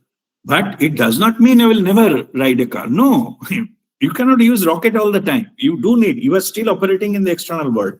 You do need to plan something. You need to earn. You have to educate yourself. You have to solve problems in the office or whatever. You need that ego. You need intellect. Okay, that's actually that. So is thought and intellect the same thing? Is thought equal to intellect? No, thoughts are the instrument of intellect or ego. Okay. It is a technology, and this is the outcome, thoughts. All right. And what happens is, though, when the thoughts are injected, they just poke ourselves into some memory or emotion. Okay. And that emotion controls us. Suppose suddenly I met with one person, 10 years back, he maybe cheated me. He's a cheat and thug. So it will poke my memory. That moment, the person has done nothing wrong. Looking at it or hearing from him or looking him into some, social media and etc. Suddenly I become angry. Because it triggered the old memory triggered an emotion of anger, and I become angry. Right. So in that case, my present moment is gone. Yes. I'm under fully influence of my ego and those kind of mind construct. Right. In the spirituality, you can avoid this trap. We can go into the witness consciousness and we can see what is happening in my mind. Observer mode. Yeah. So it will not affect you. You don't get angry. The stimuli will be there, but you will not get angry. Correct. Thank you. Thank you. God bless you. Sushmita. Pranam Guruji. Pranam. I wanted to ask that you are saying that people who struggle in life, they are mature souls, and they get the device to cope. That's a blessing sort of thing for them. So, what for those people? Maybe someone who is not financially very good. So, to get the wealth, they may get to a wrong path. Like they may steal or cheat somebody or any other way, in a wrong way. So, are they also the mature souls? No. No. I think let me correct first that whatever your, the assumptions are, I didn't say that, this is the challenge they will pick up on all those things. What I said was some of the challenges may be by design, not all of them. Okay. Some challenge will come which you are not supposed to face. Those challenges you are facing because of your own karma. You are getting a punishment in that sense, say. But what I'm saying is that the evolved soul, they can bring some challenges that is not because of the karma, because they wanted to make them more powerful. See, suppose like an army training. Some people giving you, go to the field and make 10 rounds because you have to be in the army, you have to be strong, make yourself stronger. Yes. That is not a punishment. That is they're getting it ready for something, right? Yes. So by choice, whoever joined the army, they know that they have to do this kind of things. So they don't mind in doing that. But at the same time, somebody in a village, some thief has been caught and thief has been asked to, put some the shoes on the head and go round of that village 10 times. So that is under compulsion. That thief has not chosen that. Okay. Yes. Okay, so there are difference. It is case to case basis. They are different. So what I'm saying is somebody is making round. Don't think it is a punishment. Neither you think that they have a right to go into the negative way because they are punished unnecessarily. Things whichever is wrong, it is wrong. Means it is no matter whether situation did it, and very common thing. Majority of people think it is right, so I have done it. What's wrong with me? Everybody else is doing, I have also done it. No matter, that is an excuse. You have given a power to be away from the crowd. So you use that power that time. Don't need to be in the crowd and justify everybody is doing, so what's wrong if I also do cheating and stolen something, so what's wrong that? It's not that, but you deviated, no matter what happens to them. Everybody will face their own karma. Yes, that means that the struggle, some people like we may have in our life, some are designed and some are our karma. Okay, let me put it in this way. By choice, you have to be in the path of dharma. By choice. Thousands of reasons will come which will think other way around. Dharma ne mujhe kya diya hai? Okay. But if you can withstand those kind of things, means something you didn't get all along your life, but you are giving it to others. It needs a great power, to do that. So if you can complete it, one point of time, life will end anyway. But those who can complete their life with this kind of things, you can say these are their spiritual bank balance, which can go beyond the life. Yes. And other things, similarly, you have done the bad thing. Those are also spiritual bank balance in the negative way. Debt. You are going with a debt, you have to come again to repay. Yes. Okay, so under any circumstances, stick to the dharma. Okay. Okay. That's a good strategy. Provocation will be hundreds. More provocation you win, that much score you are greater there. Also, there is another thing which is not normal. Our field, it is not very well established. Selfishness. More you practice selflessness, more credit you will get. To be Yes. selfish is not a crime in our world. You have not done any harm to it, but you are selfish. A selfish person and a selfless person will get much, much more higher score while they end their life. Okay. Yeah. Okay. And another question, Guruji, I want to ask that what is the difference between self-respect and ego? No, Means that is when can we feel that? no, there is a whole session is there, so you need to go through. Yeah, this is a topic. Okay. There. Okay. Maybe there is one comparison of one table is there. I will post it into the group maybe, but there is a session. Maybe I will send the link here. Okay, self-respect and ego. There is a discussed in the group. You go through. You listen to that session. Yes. Okay. Okay. Yes. Thank you, Guruji. Respect. Yeah. All right. I think there is no further question. Let me save the attendance.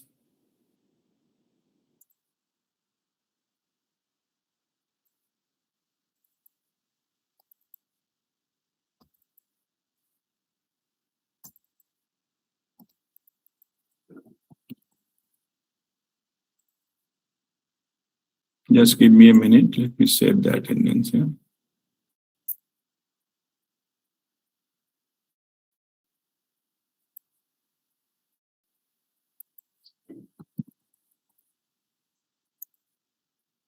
All right, we'll conclude our session with the Shanti part. Oh.